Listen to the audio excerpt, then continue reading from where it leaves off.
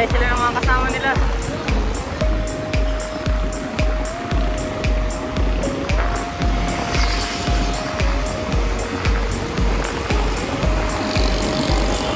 Itong ride na to, solo ride nga pala ulit to. Dapat dalawa kami ni Repa Gilo, kaso nagkaroon siya ng lakad eh. Dalawang beses na nakaka-cancel tong ride na to, kaya nag-decide ako na ituloy ko na lang kahit mag-isa ko. Kaya subukan natin ang Sierra Madre Loop ng mag-isa. Solo ride! Let's go! Woohoo! Yun o! Umaraw na! Nandito na tayo sa Antipolo. Tayo na sa Antipolo. Tuklasin natin ang sensya.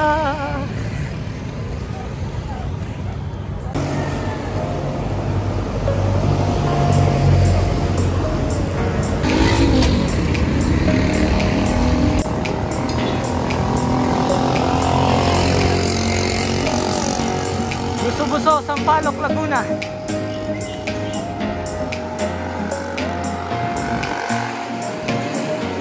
Ayan na yung araw, ang ganda. Mumula-mula.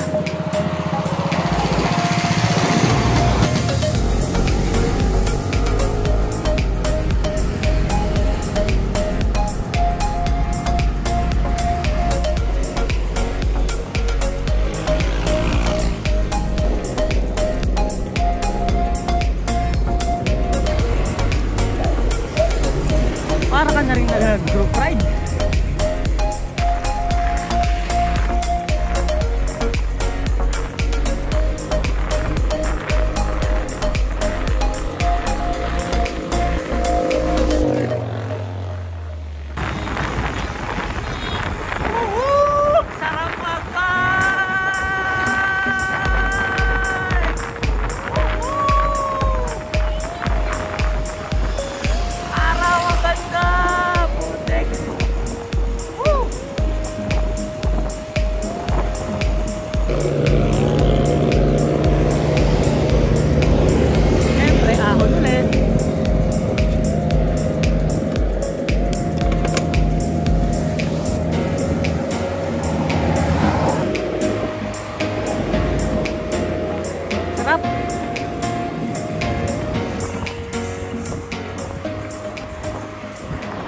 Sarap siguro mag-road bike. Lalo na kung ganito kalsada.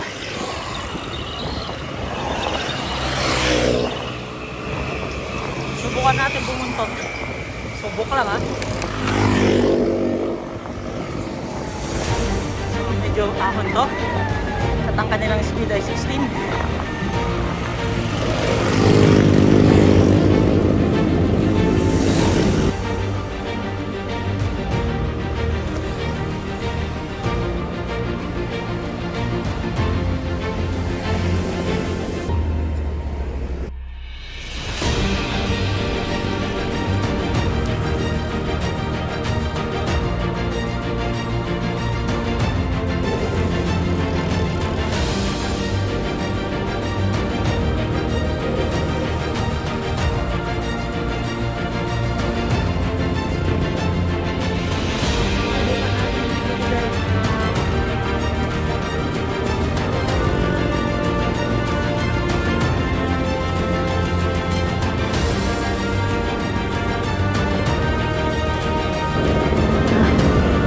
Nabong ka na. Hindi na makabul. Wala na. Hindi na talaga.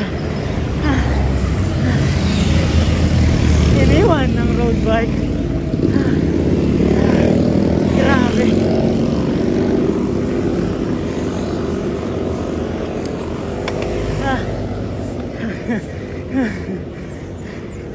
Napagod ako. Pagod na bumuntot. Ayun na sila. Tayo na. Hindi ko na kayang abulin yan. Lalo na packet pa. Sarap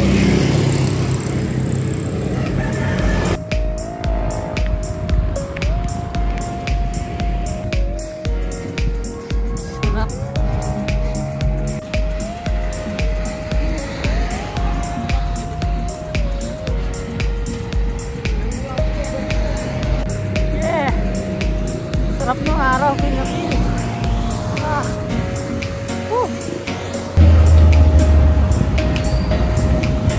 You are entering Upper Marikina River.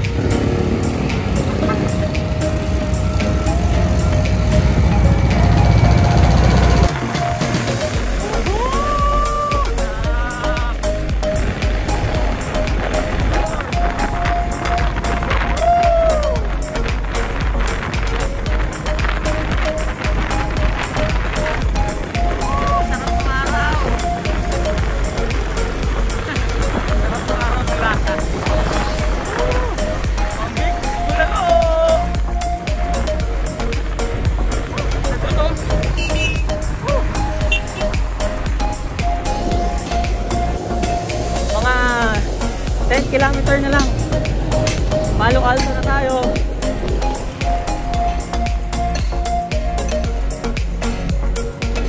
Medyo konti na lang yung mga bikers na nakakasabay ko.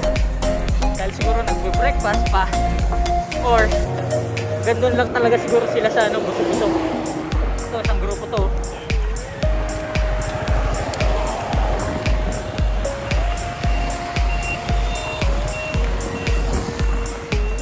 Time check, 7:33 na ng umaga. Target time ko makarating sa Sierra Madre Hotel mga 9 o'clock. Feeling ko kaya naman kasi 10 kilometers na lang magmula dito hanggang Palo Alto. Karga. Ganda yung kalsada eh. Kargaan natin ang konti.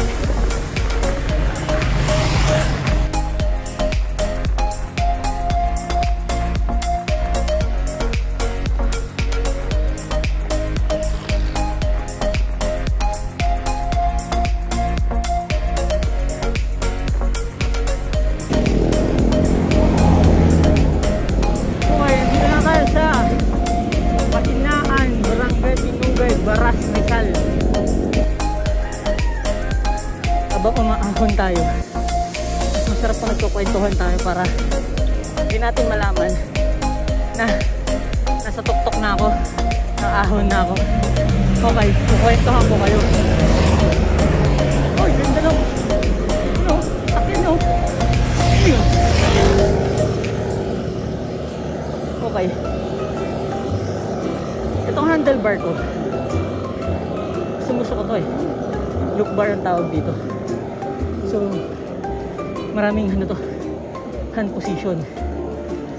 Yeah, tama, hand position ha. Ibang position yun, iniisip nyo. Pero hand position. Una, ito. Yung normal position ko, ganyan. Tapos, pag ahon naman ako, ganito ang position ng tawag ko sa handlebar. Yan.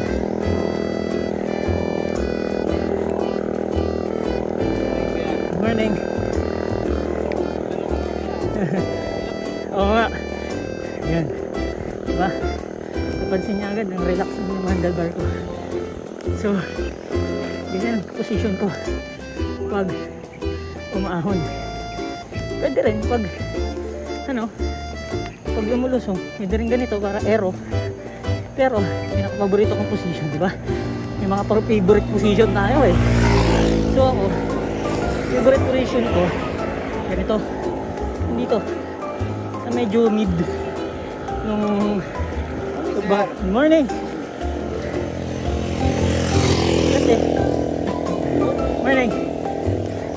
kasi ito yung pinaka ko eh, sweet spot kumbaga, para pag dito ko nakahawak komportable ako, tapos malapit-lapit yung access ko sa brake saka sa shift.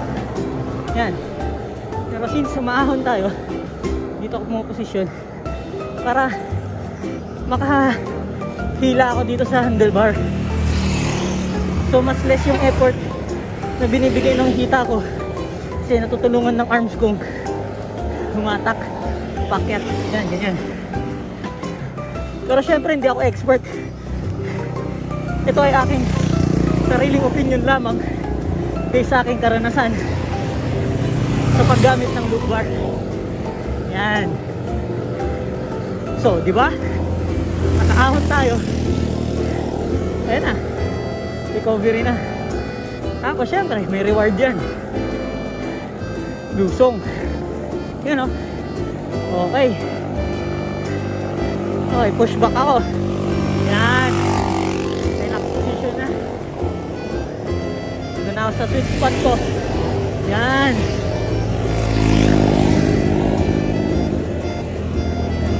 Recovery na ako.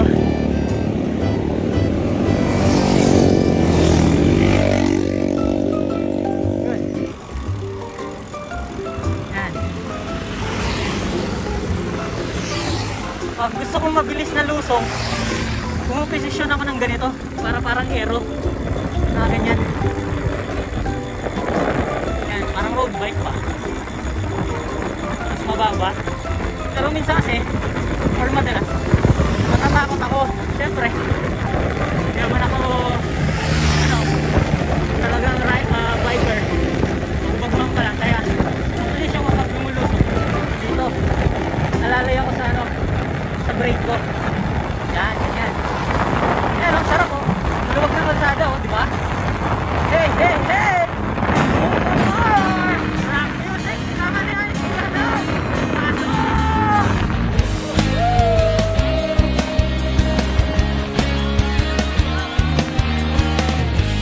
At sumama sa akin tayo maglakbay. Kunin ang bisikleta at sa akin sumabay. Ang kasada at kabundukan ay naghihintay. Araw ay nakangiti na at gumagaway. Kasama man ang mga tropa o kahit solo kayang-kaya, huwag nang magpatumpik-tumpik pa. Sarap magbike, tanggal ang iyong problema. Sarap magbike. Sarap talaga magbike. Kaysa yung nakakotse ka or naka-motor ka kasi ang bilis, hindi mo na-appreciate yung kalsada. Yung tanawin, hindi mo na-appreciate. Or minsan, kung nakasakay ka sa sasakyan, di ba, tulog? Ganon, tulog. O kaya, nagsi-cellphone. Kaya, hindi natin na-appreciate yung daan. Mas na-enjoy ko mag-bike ngayon dahil, ewan ko, may mga lugar naman na napuntahan na ako na nakasasakyan, tapos pinuntahan ko ulit ng nakabike. Iba yung feeling pag nakabike na pupunta ka dun sa lugar. Una, syempre exercise, isa yun. Pangalawa, yung talagang pinaghirapan mo literal yung pagpunta dun sa lugar na yun. Masaya kaya pag, alam mo yun, pag malapit ka na sa destination mo, tapos pinapadyak mo lang, sariling sikap. Ang sarap ng feeling pag dumating ka na dun sa destination mo. Tapos syempre, rewarding yung place. Lalo na kung pupuntahan mo mga ganito, yung nature. Ang saya. Kahit solo ride lang, masaya pa rin.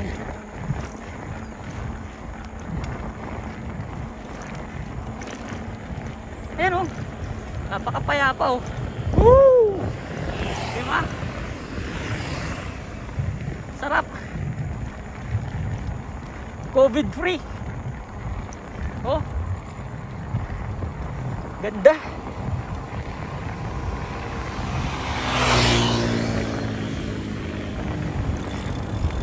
Yun nga lang, syempre paghihirapan mo sobrang paghihirapan mo. Lalo na yung mga matatarik na ahon. Grabe. Para kang mapapatiran ng hininga eh. Pero ika nga nila, hindi naman to ano eh, karere eh. Siyempre, kung hanggang saan lang yung kapasidad mo, pwede mo naman dahan-dahanin eh. Chani-chani baga. Hinahinay lang. Makakarating ka rin. Ayan o, diba? Ang ganda ng kalsado. Ay, ang sarap mag-bike. Tama yung sinasabi ni Ian o. Ang sarap mag-bike. Ganda, no? Palo Alto na. Ito tayo dito.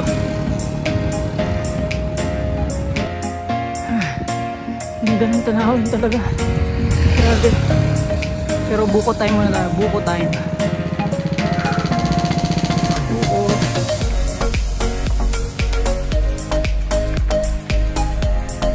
Time check. 9:42. Sabi ko kanina target time natin 9 o'clock. Nasa Sierra Madre Hotel na tayo. Yun yung target destination natin. Pero 5 kilometers na lang naman na nandun na tayo. Medyo na-delay tayo dahil mayroon tayong tinulungan na kapadyak. Naplatan kasi siya. Tapos wala siyang ano, pang patch. Tsaka wala siyang tools na pang ano, na pang repair dun sa kanyang gulong front wheel. Ito na lang, lagi tayong may dala. Kaya natulungan natin siya. So dapat pag nagbabike tayo, kahit pa paano meron tayong mga ano, yung pang ano, pang patch, pang bomba ng gulong, para pag nagka-Iberia tayo sa daan, matutuloy natin yung ating ride. Taga Antipolo pa naman siya, malayo-layo pa, pero buti na lang pauwi na rin siya. So kahit pa paano nakarating siya dun sa destination niya bago siya na-flat. Ayun, sige, 5 kilometer pa.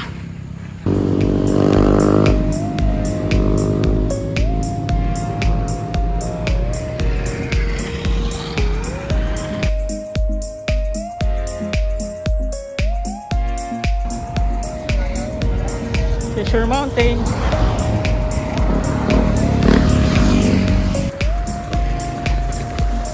Huling hawal na siguro to.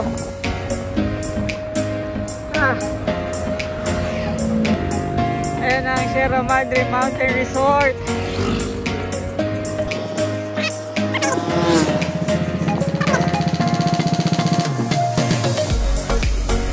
Yeah.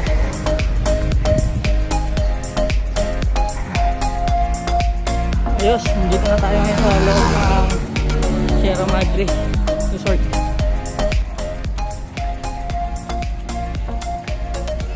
Time check 10:35.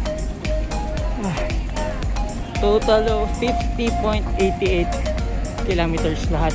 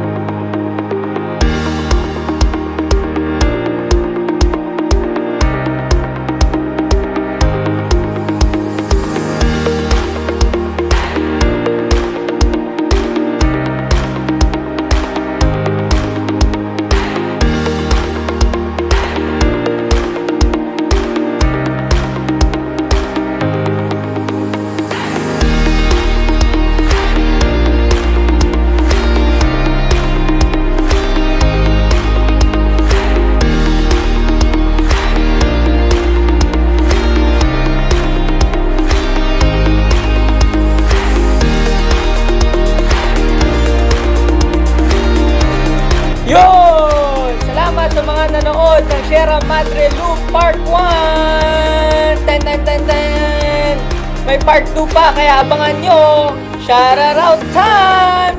Let's go, let's go, let's go! Shoutout kay Team Fernan Vlogs, Tonggang Halo, Repa Gilon, lupit ng pangalan mo, Mark Regis, kay Omni TV, kay Mac TV, kay Deathmart TV, kay Box X Playground, shoutout!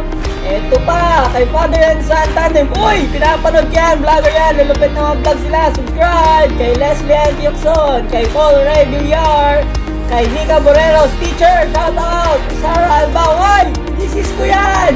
Shoutout sa'yo, I love you! Kay Repa Gilo, at kay Team Fernan Vlogs. Ay, ito pa, may humabol pa kay Brian Aquin, Matrix Ferraren. Shoutout sa inyong lahat. Kung gusto nyo ma-shoutout, mag-comment lang kayo sa mga latest videos ko para ma-shoutout ko kayo. Yeah, yeah, yeah! Peace!